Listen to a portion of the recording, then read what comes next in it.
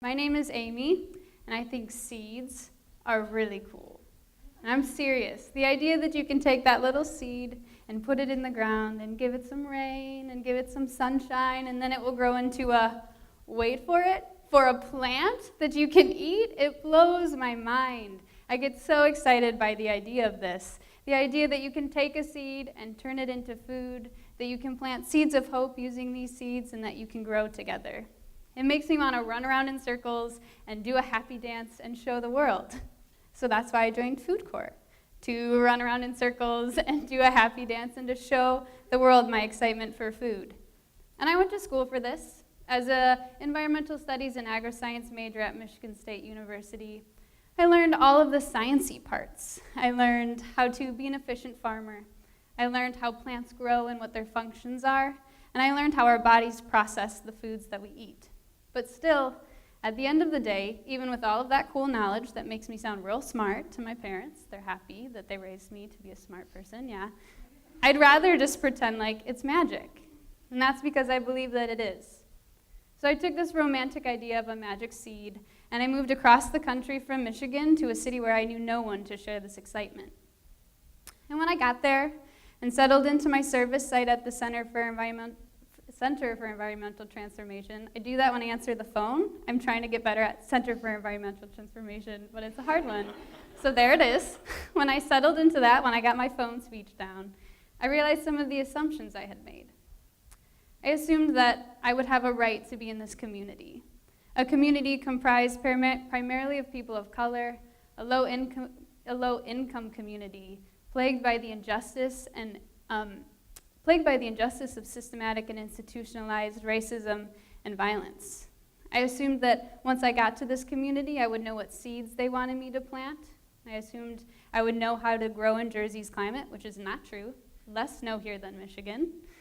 I assumed that I could use my place to help others. I assumed that because I was a new college grad, fresh and ready for a challenge, that it would be easy. And I think you all know where this is going. I was wrong to make those assumptions. My privilege had blinded me to the preconceived notions that I had built up over a lifetime. And I realized, now that I'm here, that I'm a FoodCorps service member here, it's time to break down those notions and to build a structure of humility and placemaking.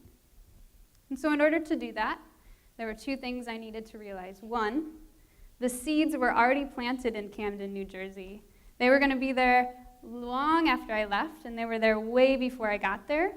And the second was that I needed to realize that the planters and growers were not just me, they were everyone in that community. That those people were growing the health and the love and the safety that I had grown to love. So the litany of questions became clear. What am I doing here? What am I doing as a FoodCorps service member? How am I using my place of privilege in this society to empower others? What seeds am I planting and how am I actually growing them? What can I do better? And I met a few people along the way that helped me answer these questions. Of course, they're not fully answered, and if you know the answers, then get at me. The journey's still going, in other words. One of the first people that I met on this journey was Ari, my service site supervisor. Ari is an incredible farmer, both metaphorically and literally. She is the reason behind the lush and productive gardens that I was welcomed into at my service site. And she's also the reason for the beautiful family of Camden teens that welcomed me into their arms as their goofy FoodCorps service member. Ari showed me how to remain loyal. She has a sense of commitment that is unprecedented in anyone else I've ever met. Ari showed me how to think critically about what I'm doing, to recognize the injustice and to take actions to break that down. She taught me how to open my mind, my heart, and my eyes widely and readily. And when I did that, when I opened my heart to my school community, I got to meet Nurse Paoli, who is a nurse at one of the schools I do garden programming at. Nurse Paoli is, first of all, hilarious, and I consider her to be a dear friend now. She's also the hardest worker I've ever met. She works tirelessly and endlessly all day long to bring love to her students and health and safety to her school. She helped show me the necessity of working because it is a necessity, because these kids deserve it. She has single-handedly won grants. She brought the Fresh Fruit and Veg program to her school, and she helps her students take their ideas and turn them into real, healthy lifestyle choices. She's incredible. She's a hard worker, and she works and works and works, and again, it's that necessity that I will take from her. And of course, let's recognize while we're all here, while we're doing this work and working tirelessly, the kids.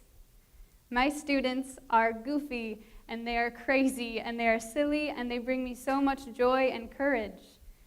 They show me that there is still hope for change in community that I think many of us lose as we grow older.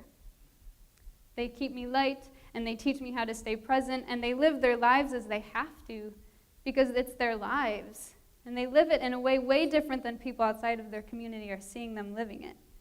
They're fun, and they're happy, and if I can bring them a little bit of extra fun and adventure, because we all know that trying pickled beets for the first time can be quite an adventure, then I'm going to be that person taking that seed with them and planting it and growing it and trying it and not yucking anyone else's yum with that pickled beet.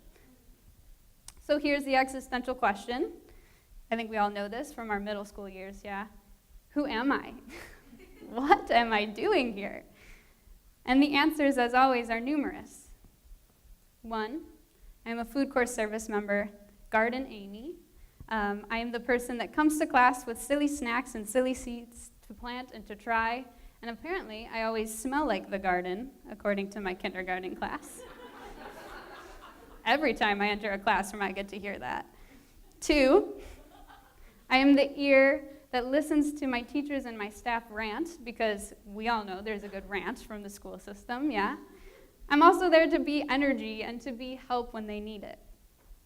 3, I'm a white person of privilege trying to humbly understand her place in this society and to know that I am not the most important person here. I am not at the front of this movement. This is not for me.